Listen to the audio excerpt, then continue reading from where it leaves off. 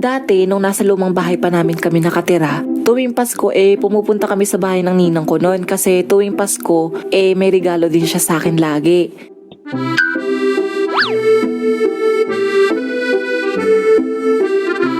Sobrang excited ko nung kapag binibigay sa akin ni ninang yung regalo ko. Pero sa totoo lang, lagi akong disappointed kapag binubuksan ko yung regalo niya. Kasi palaging damit yung laman, hindi laruan. Oh, don't get me wrong, bata pa ako noon at syempre laruan yung gusto ko noon, hindi damit. Kabaligtaran naman ngayong malaki na ako kasi gusto kong damit na yung nare-receive kong regalo kasi usong-uso na ngayon yung aesthetic na OOTD. Balik tayo sa kwento. Pero kahit ganun, hindi ko naman pinapahalata no na dismayado ako kasi syempre nakakahiya din naman sa ninong ko, no? Ang bait-bait kaya niya. Thank you po, ninang. Nagustuhan mo ba, Jed? Opo. O, eto naman yung aginaldo ko sa yung pera. Itabi mo yan, ha? Ay, Mari, ako nang bahala dyan. Lo. Yung natatanggap kong pera ng tuwing Pasko, yun naman yung pinapambili ko ng laruan na gusto ko. And speaking of regalo, ewan ko ba pero parang never pa ako nakatanggap ng matinong regalo nung elementary pa ako. Kasi kapag may exchange gift kami, ang lagi kong natatanggap baso, picture frame, panyo, at kung ano-ano pa na hindi ko naman gusto at kailangan as sa batang gusto lang naman ay laruan.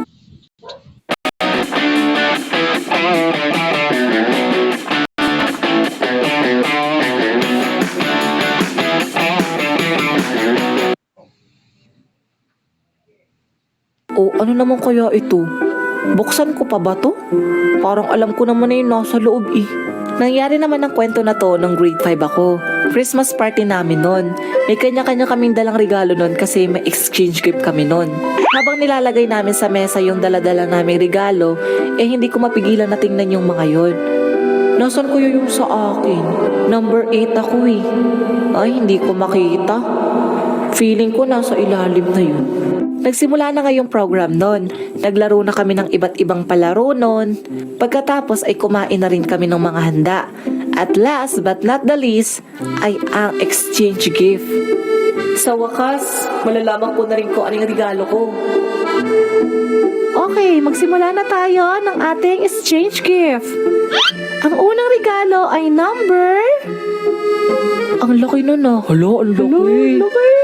Sana sa akin. Number 7. Ay, sayang. Ang susunod ay number... Eto, akin na to. Number 9. Ay, laki. Ay, wow. Parang iniiwasan yata yung sa akin ni mom. Ang susunod na number ay... Ay, ang liit. Sana wag sa akin. Number 22. Ay, ang liit. Buti na lang talaga. Okay, ang susunod na regalo ay number... Oh, laki. Grabe, sobrang laki na nun ah. Sana sa akin. Number 24. Highs. Okay, next na tayo. Kanino kaya itong number? Ay, ang liit. Huwag naman sana sa akin. Ang liit, gusto ko. Hey! Hala. O, Jed, ikaw na yun, diba? Ano naman kayang laman nito? Parang malambot. Ay nako, nararamdaman ko na. Panyo na naman to. Bubuksan ko na nga. Ha? Ano to? Parang pinagbagsakan ng langit at lupa yung mukha ko nung makita ko yung laman ng regalo ko. Brief. Sinong bata naman na gusto ng laruan ng matutuwa sa brief? Tapos nakikita ko pa yung mga kaklase ko na tuwang-tuwa sa mga regalo nilang laruan, pagkain at iba-iba pang magagandang gamit na natanggap nila. Samantalang ako, brief na hindi ko alam kung kasya ba sa akin. Jed, bakit ka umiiyak? Brief yung natanggap ko, Nay. Ay, anong gagawin natin kung yan yung natanggap mo? Oh, bakit po umiiyak si Jed? Ay, ma'am, hayaan niyo na po yan. Hindi lang nagustuhan yung regalong natanggap niya. Ay, ganun po ba? Ay, sige, Jed. Bibigyan na lang kita ng 100 pesos, oh. Bili ka na lang ng gusto mo. That time, nagulat talaga ako sa ginawa ni ma'am nun. Kasi sa buong school year na magkasama kami sa loob ng classroom, ngayon ko lang siya nakitang ganong kabait. Oh, don't get me wrong again. Stricto kasi siya sa mga estudyante niya kaya nagtataka din talaga ako. Pero kahit na ganun, tuwang-tuwa ako na tinanggap yung binigay niya sa akin. Malamang pera na yun. Alam ka naman maging choosy pa ako. Ay ma'am, hindi na po kailangan. Okay lang po. Sige po, at titingnan ko lang din po yung ibang estudyante doon. Sige ma'am, salamat po. Ikaw talaga, Jet, nakakahiya sa teacher mo. Umuwi ako masaya nun sa bahay kasi minalas man ako sa regalo. Sinuwerte naman ako sa bigay ng teacher ko kasi mabibili ko na yung laruan na gusto ko. Nang dumating ang January at pasukan na ulit, normal lang naman lahat sa klase nun. As usual, tahimik kami kasi stricto yung teacher namin.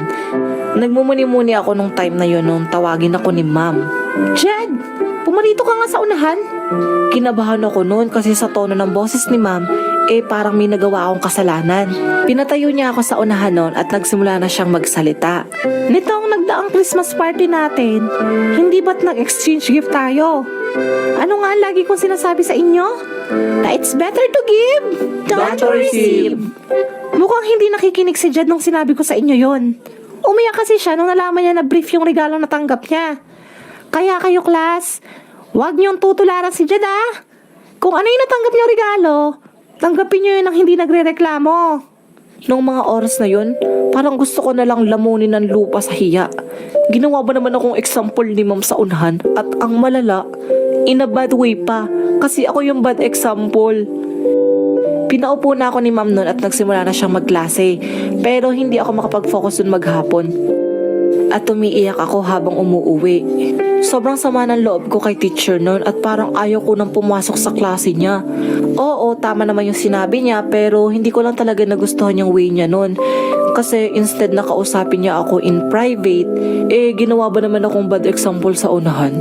Nakakahiya ko yun, sobra. Pero alam nyo, noong bata pa ako, sobrang sama para sa akin ng mga pinagsasabi ni ma'am sa akin noon.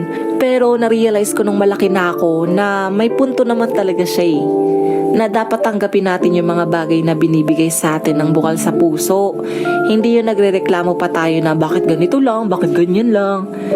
At saka yung nangyari sa akin na yun, pinaparealize lang nun sa akin na it's always better to give than to receive. Isa pa, lagi niyong tatandaan na ang Pasko ay hindi lang tungkol sa regalo. Kasi mas masaya pa din ang Pasko kapag kasama mo yung buong pamilya mo. Yun ang